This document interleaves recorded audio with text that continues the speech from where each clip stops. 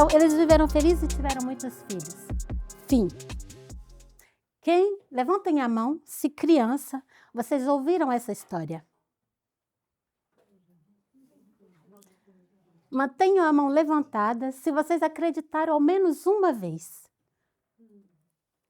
E agora, guardem a mão levantada se vocês vivem essa realidade hoje.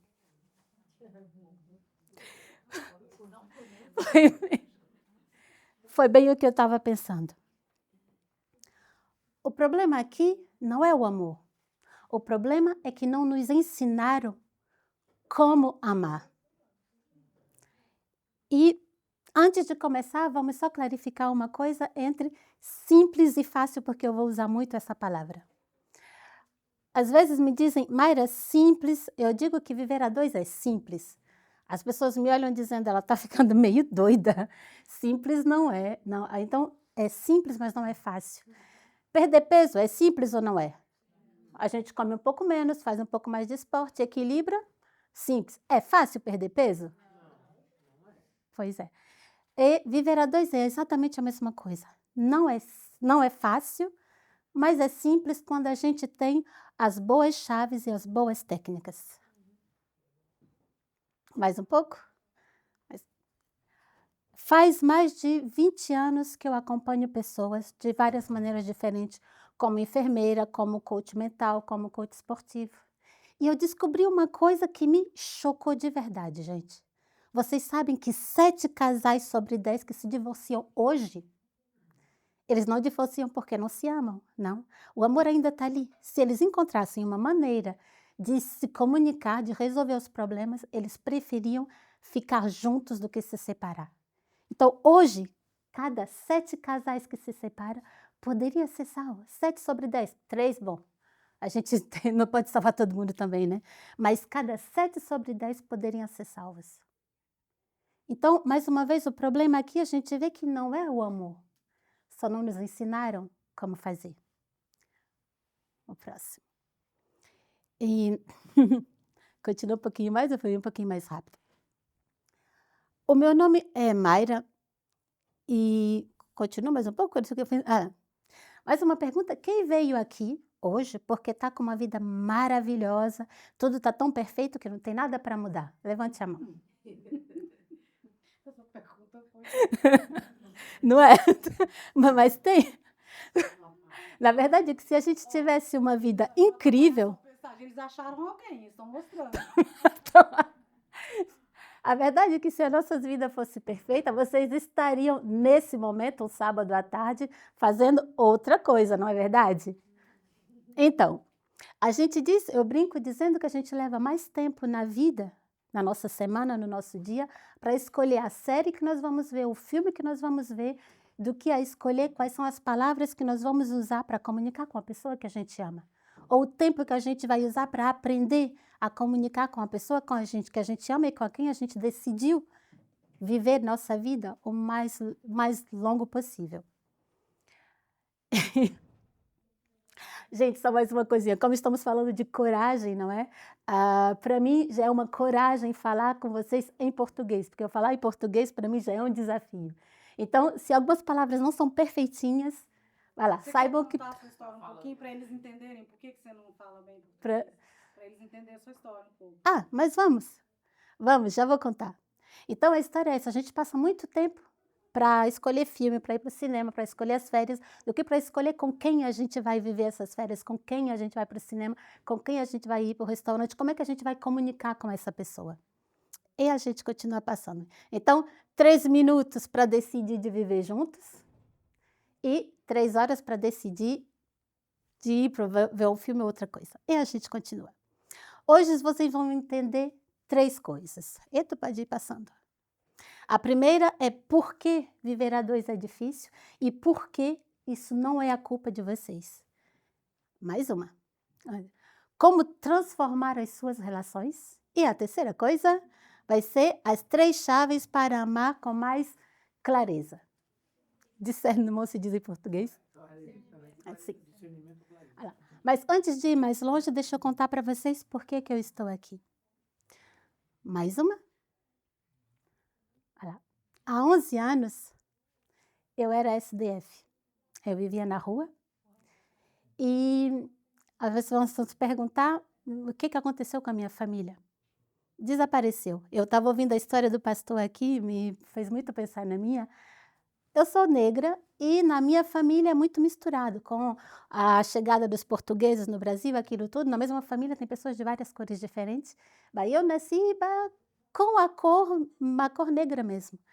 E a minha mãe, que não era negra, escolheu um homem depois que ele também não era e não gostava de pessoas de cor.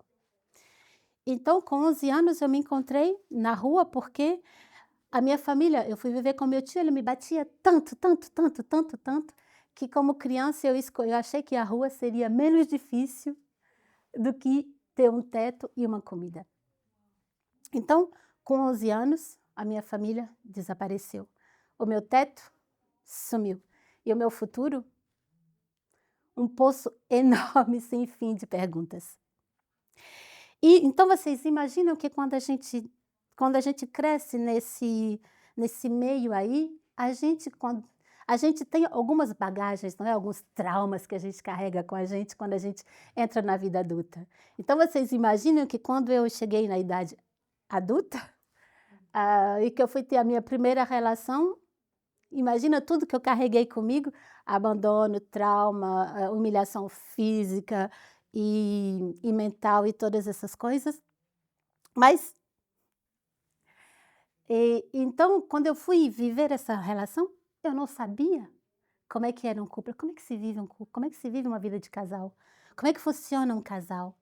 Na vida eles ensinam muitas coisas pra gente, não é? A vida ensina você a ler, a escrever, a contar, ensina você a dirigir um carro, ter uma profissão, ensina muita coisa. Mas quem foi que ensinou pra gente como é que se vive a dois? Alguém ensinou pra vocês? Pra mim também não. Então, na escola você aprende tudo, você aprende a contar, não é? A gente aprende a fazer divisões complicadas, mas o essencial que é como viver a dois, como aprender a gerar as suas emoções, como aprender a dizer as suas dificuldades, os seus medos, ninguém ensina pra gente. E às vezes ensina mesmo a calar, não é verdade? Homem não chora. Mulher, ai menina, deixa de ser frouxa. Vai ficar quietinha, não é? E eles ensinam pra gente história, geografia, ciências humanas. Eu aprendi até, passa o próximo? Eu aprendi até que a mitocondria é a central energética da célula. Muito útil, não é? Quando a gente está numa dificuldade de casal ou mesmo com um problema relacional com a família, saber essas coisas pode salvar a nossa vida, sim ou não? Mas é verdade, a gente aprende tanta coisa que na verdade não serve. Então eu vou contar para vocês a história de uma ilha. E essa ilha, pode continuar? Essa ilha é um lugar tão lindo, tão maravilhoso, tão incrível, que vocês poderiam imaginar que estão vivendo um sonho. E continua. Mais uma. Ok. E faz parte. Então, mas para entrar nessa ilha tem uma condição muito importante. É um lugar tão especial, gente, tão maravilhoso, que para entrar nesse lugar tem uma condição muito importante. Vocês só podem entrar a dois, mão na mão, numa vida de casal. Então, para entrar nesse lugar, tudo é tão incrível, tão maravilhoso, que você está disposto a tudo, não é? Para entrar na vida de casal, a gente está disposto ao quê? A gente deixa pai, deixa mãe, deixa a família, deixa o país, deixa os amigos. A gente está disposto a largar tudo. Às vezes a gente larga a nossa religião e muitas vezes a gente larga mesmo a nossa identidade para viver uma vida de casal. E no começo, tudo é tão extraordinário que a gente está disposto a fazer 2 horas de carro, de ônibus, como tem que ser, só para encontrar essa pessoa 20 minutos, não é? E 3 anos depois, quando a gente está casado, a gente diz, meu amor, você pode passar a buscar o pão? Ah, não, é muito longe, eu tenho que dar uma volta de 500 metros. E a gente se pergunta, mas o que aconteceu? o que que aconteceu? No começo tudo era tão incrível, tudo era tão maravilhoso, o que que aconteceu? Então o ar da ilha começou a ficar mais pesado, começou a ficar mais raro, os olhares começaram a ficar mais distantes, os sorrisos cada vez mais raros. E uma vez um dia você acorda, cada um no seu quarto, ou cada um de um lado da cama, né? Um vira para um lado, outro vira para o outro, e você se pergunta, e o que que aconteceu? Nossa relação estava tão bem, estava tão bom, tudo estava tão bonito. E o que que houve? Como é que nós chegamos nessa? Então eu vou falar para vocês das 3 maiores mentiras que contam pra gente na relação de casal. A primeira mentira é que se for difícil, não é a boa pessoa. Ah, não, assim, uma relação tem que ser fácil, não é? Se tiver problema, se tiver areia na engrenagem, não é. Você sabe o que é fácil na vida? É importante conhecer sobre si primeiro e em seguida conhecer sobre o outro. E o terceiro nível é aprender sobre nós. Outro dia eu encontrei um homem muito inteligente que me disse, perguntei para ele quantos temos que ser para que um casal funcione. Ele me respondeu claramente, 2, um homem, uma mulher, ou uma pessoa e uma outra pessoa. E eu disse para ele, errado, acaba aquele joguinho, errou. Errou porque em um casal tem 3. Tem você, tem a outra pessoa e tem o casal. E o casal não sou eu e não é o meu parceiro. O casal ele tem necessidades específicas. Ele tem desejos específicos. E tem coisas que são boas para você e são boas para o seu parceiro, mas não é boa para os dois.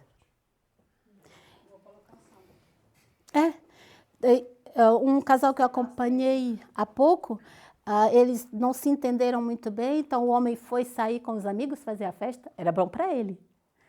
Ela ficou muito furiosa, pegou a filha e viajou para o outro lado. Foi bom para ela. Mas será que foi bom para o casal? E eu me encontrei com os dois depois e disse, gente, tem coisas que são boas para um, são boas para o outro, mas não cola. Se vocês decidiram criar uma família, o terceiro é tão importante quanto os 2 primeiros. E isso, às vezes, a gente esquece que um casal não é feito de 2 pessoas, mas é feito de 3 entidades. Então, as 4 etapas da competência. Em psicologia, a gente diz que tem essas 4 etapas. E a primeira vai ser, Lídia passa, vai ser a incompetência inconsciente. Na verdade, a gente não sabe que a relação está ruim, não é? Mas, como a gente não sabe, vai empurrando com a barriga, não é assim que a gente faz? Vai empurrando com a barriga e vamos ver no que é que vai dar. A segunda etapa vai ser a incompetência consciente. A gente já entendeu que está doendo, entendeu que tem um problema. Só que a gente não sabe como sair dali, não é? E depois tem a terceira etapa.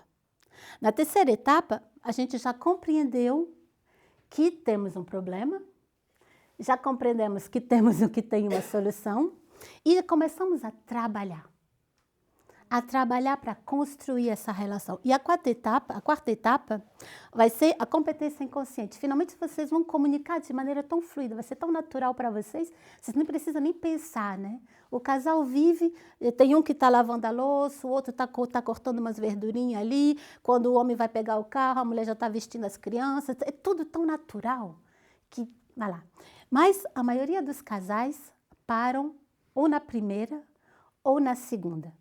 Eles sabem que tem que fazer alguma coisa, já perceberam que está doendo, mas é muito difícil, não aguento não suporto não. Tem que trabalhar, tem que mudar, tem que investir em mim, tem que investir no outro, não. É muito trabalho, eles param. Mas aqueles que passam a partir da terceira parte, gente, eu prometo para vocês que esse casal ali pode passar qualquer chuva, qualquer tempestade, eles vão conseguir. Porque foi um compromisso, eles decidiram aprender. Eles souberam que era difícil e decidiram. Vai lá. E só volta um segundo. Vai lá. Então, vamos falar dessas 3 chaves que eu vou dar para vocês. Mas antes eu queria falar uma coisa. A Lídia falou agora há pouco do fato que eu... Foi muito engraçado quando a gente estava conversando e ela olhou para mim, vocês conhecem a Lídia, né, bem direta, mas Mayra, você é pelos homens e eu pelos homens? Não, não, não. Eu sou pela família. Eu sou pela família porque a gente, na maioria daqui somos mulheres, né? E a gente sabe o quanto é difícil para a gente. Mas às vezes a gente não sabe o quanto é difícil para o homem de ser homem. E mais ainda no mundo de hoje, que o homem tem que ser sensível, ele tem que ser provedor, ele tem que estar ali para acolher a mulher, ele tem que ser forte. Mas ele também tem que ouvir, tem que ter paciência, tem que... Então, as exigências que a gente tem, o nível do homem hoje é muito grande. Muito, muito grande.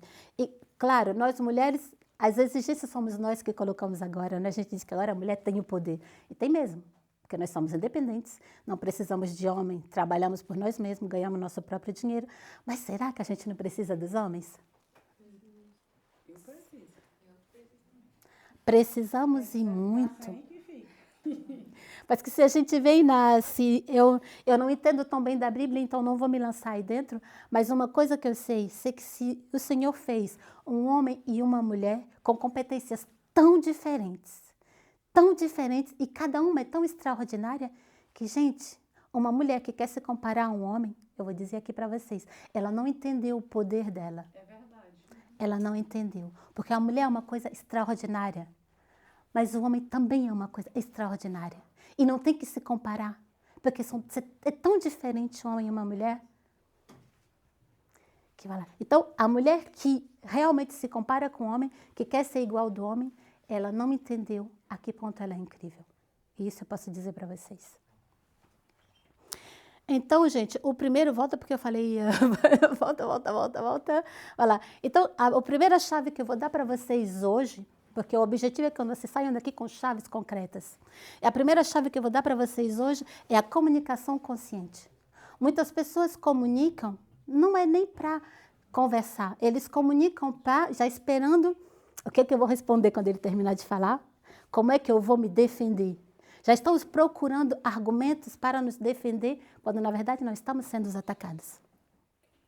E vamos. Então, normalmente falamos muito em você nunca fez isso, você nunca tem tempo para mim, você nunca me ajuda em casa, você nunca, sabe, nunca me leva no restaurante. Então, já para começar, quando a gente diz nunca, o negócio está errado, né?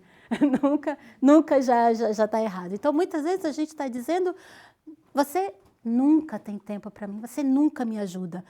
Quando, na verdade, a gente gostaria de dizer, quando você está ocupado fazendo outra coisa, eu me sinto assim. Então, se eu puder parar de dizer à pessoa o que ela nunca faz e eu começar a dizer o que eu sinto, já vai me permitir construir um pouquinho mais. Então, vamos tentar junto? Eu quero que vocês pensem em Essa é a fórmula da comunicação não violenta do Marshall Rosenberg, que fala de... Vai lá, quando é o que acontece? É um acontecimento, um fato. É assim que você diz em português, não é fato? Vai lá, é um fato. Então, um fato observável. Você vai dizer o que você sente, uma emoção. Em seguida, você vai exprimir um pedido. Qual que é a sua necessidade? O que é que você precisa? E em seguida, você vai exprimir um pedido. Então, vamos tentar? Um pouco mais longe? Quando você chega tarde, alguém já viveu isso? Olha lá. Eu fico preocupada porque preciso de segurança. Você poderia me informar? Você poderia me mandar uma mensagem quando você sabe que vai chegar atrasado? Será que mudaria isso? Que quando o cara chega atrasado, a gente está ali furiosa? Porque tem uma coisa que os homens não sabem sobre nós, é que a mente da mulher é uma coisa extraordinária, não é? A gente tem uma capacidade de inventar histórias. Meu pai do céu, o homem está atrasado. Gente, por que ele está atrasado? Aí ele está fazendo isso, ele está fazendo aquilo. A gente já começa a imaginar, fabular um monte de coisa. Quando, na verdade, se eu pedir só para ele me avisar que ele vai chegar atrasado, o que vai acontecer? O pastor estava falando do nível de cortisol, não é, que monta? Não, quando o homem chega atrasado, a gente já começa a imaginar coisas boas, coisas ruins, que ele está traindo, que teve um acidente, que aconteceu isso. A mente das mulheres é assim, viu? A gente pensa um monte de coisa, um monte de coisa meio doida. Então, a gente tem o tom de cortisol que aumenta. Quando o homem chega, você acha que a gente vai estar, oh, querido, o que foi que houve que você chegou atrasada? Quer matar, não é? Quer pegar, sacudir o cara no pescoço ali, por que você não me avisou? Já estava fazendo isso e aquilo. Quando, na verdade, se eu pedir para ele me avisar, a coisa já vai ficar muito mais leve e quando ele chegar, eu vou estar ali bem disposta, bem calma. É mais fácil, não é? Então, vamos voltar? Então, vamos tentar juntos, gente. Imagine uma situação que vocês viveram esse tempo. Uma coisa fácil, o cara deixou o dentifrício aberto, ou arrumou a máquina de lavar de qualquer maneira, ou deixou as meias no chão. O marido de vocês não fazem isso? Claro que não. Mas imaginar. Vamos imaginar que eles fazem. Então, eu quero que vocês imaginem alguma coisa que vocês viveram, pode ser na vida do casal, como pode ser em outro lugar. Porque essas técnicas também funcionam para outra coisa. Então, imagina que se você viveu uma coisa difícil, aí você vai dizer, pensa quando você está no telefone e que eu estou falando contigo, eu sinto que não sou importante para você, porque eu preciso de sentir que eu conto. Olha lá, você poderia pôr o telefone do lado quando eu estou te falando, por favor? Isso foi uma coisa que eu pensei. Pensa em alguma coisa que vocês viveram, que vocês poderiam aplicar essa mesma estrutura. Vamos tentar? Vamos tentar agora mesmo? Vamos deixar uns 2 segundinhos, 10 segundinhos para vocês para tentar? Já pensaram em uma situação? Alguém quer compartilhar? Vamos lá. Quando colocas o ecrã do telefone ao contrário, eu me sinto insegura. Porque preciso de sentir naturalidade. Aceitarias mudar essa situação por o ecrã normalmente? Perfeito. Tipicamente, né? A gente vê o homem está olhando o telefone, a mulher chega, porque nós somos curiosas, né? A gente chega, olha o telefone e ele... Ai! Não acontece, né? Às vezes. Com vocês não, claro, mas com outras pessoas acontece. Então, perfeito. Esse é um exemplo claro. Alguém gostaria de reformular uma outra? Gente, é o método coragem hoje. Vamos embora. Porque isso aqui é uma coisa muito simples, mas pode acreditar, pode mudar muita coisa na relação de um casal. Quando a pessoa não aceita. Aí é que vem o problema. Muito bem. Vamos então para frente? Mais uma? Vai lá. A segunda chave vai ser a escuta profunda. Mas como a gente dizia, às vezes a gente passa mais tempo ouvindo para se justificar do que para ouvir realmente o outro. E vamos. E se vocês quiserem aprender uma maneira extraordinária e simples de escutar profundamente, é simples. Só pega o telefone e como dizia, não sei como tu te chama? Sônia. E como dizia a Sônia, só pegar o telefone e virar para baixo. Já vai aumentar de maneira bem grande a concentração e a capacidade de ouvir o que o outro está dizendo. Porque eu não sei o que vai dizer o pastor, mas normalmente a gente diz que a mulher é multitask, o homem também, podemos fazer várias coisas ao mesmo tempo, né? Mas a atenção, ela tem um limite. Então, se a gente está fazendo uma coisa aqui e fazendo outra, eu sempre digo, é como dizer, como uma pessoa disse para você, eu sou vegetariano, com a boca cheia de comida, cheia de carne. Então, quando você diz para a pessoa, eu estou ouvindo, mas que na verdade você está fazendo uma outra coisa, é a mesma coisa. Eu sou vegetariano comendo aquele hambúrguer, sabe, bem gostosão lá. Mas eu sou vegetariana, sabe, aquela carne já está saindo assim. Então, gente, a gente diz, mas na verdade não funciona. O outro não acredita porque não tem nem o que acreditar. Vai lá. Vamos para frente. Guarde o seu telefone, mas como não sei o que está fazendo, o negócio demora um pouquinho. Vai lá. Então, por falar da escuta, a escuta reativa. Vocês já pensaram quando você vai estar falando com uma pessoa, ué, mas você não me ouve. E você? Você também não me ouve. E na semana passada, ainda por cima, e no mês passado.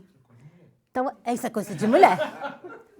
Mas a gente tem um caderninho ali, ó, aquele negócio ali, sabe? Eu digo, nós somos que nem carta cúmulos da Migros. A gente vai acumulando, vai acumulando. Vai acumulando, é incrível. Mas isso é bíblico, né? Então, uma fórmula contrária que seria mais construtiva seria plutôt de, como se diz em português, senhor? Reformular. É isso que eu estava falando para as meninas, falar em português para mim já é um ato de coragem hoje. Então, reformular. Então, vamos admitir que nós, mulheres, não falamos dessa maneira e que são os homens que falam assim, né? Então, quando a gente diz para eles, olha, vamos tentar... e você nunca me ajuda em casa. Em vez de dizer, não, mas como assim eu nunca te ajudo em casa? E na semana passada, mas você tem a impressão que eu nunca te ajudo?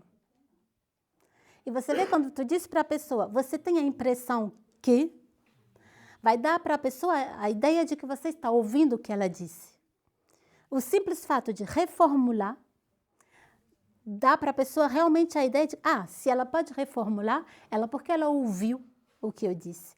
E isso aí vai realmente mudar a relação que você tem com o seu esposo. Uma cliente me disse outro dia, mas Mayra, eu não posso falar com o meu marido porque ele não fala. O meu marido, ele nunca fala. Quando eu chego em casa do trabalho, quando ele chega do trabalho, eu pergunto como é que foi o dia, ele nunca me responde. Ele me diz, bem, ele não fala. Eu perguntei para ela, e você? Você ouve? Como é que você quer que eu ouça? Ele não fala. Acabou a história, né, gente? Ele não fala, ela não ouve. Aí eu falei, tá, muito bem. Durante uma semana, eu só vou pedir para você reformular tudo o que ele disser. Mesmo se ele disser, tá chovendo, você vai responder para ele, meu amor, você acha que está chovendo muito? Ela olhou para minha cara e disse, essa aí ela tomou um copo, né, tomou um golão aí, fumou, tá uma coisa doida.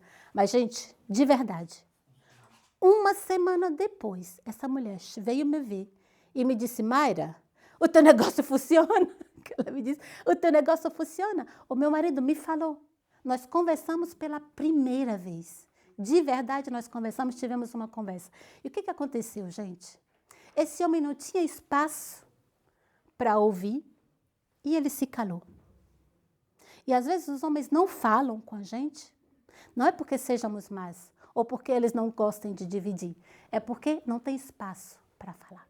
Então, lembre-se, reformular tem um poder enorme. A reformulação é muito simples. Tipo, o cara diz para vocês, olha, vamos tentar uma coisa simples. O que poderia ser?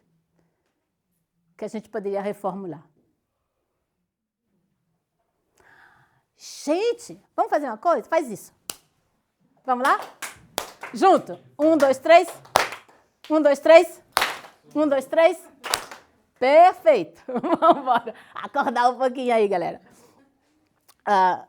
Então, uma reformulação seria, sei lá, amor, você... vamos tentar uma coisa bem macho, desculpa aí, galera. Legal. Amor, você passou as minhas roupas? Vamos tentar uma coisa simples, né?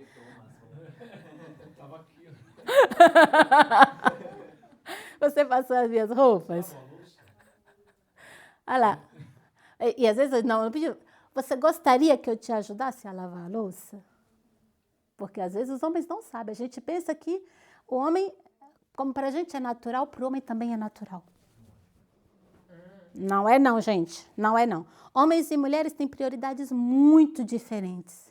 E uma coisa que eu vou contar sobre os homens aqui, fervem seus ouvidos. Se tem uma coisa que o homem ama fazer na vida, é fazer uma mulher feliz e ajudar. O homem, ele nasceu para servir. O homem é sacerdote natural, gente. E tudo que o homem pede a Deus é poder fazer a sua mulher feliz. Ele só tem um defeito, essas criaturas. Eles não têm bola de cristal. Porque se eles tivessem bola de cristal para adivinhar os nossos pensamentos, eles fariam tudo pela gente. Então, o que nós podemos fazer, já que eles não têm bola de cristal? Formular, gente. Formular. Falar.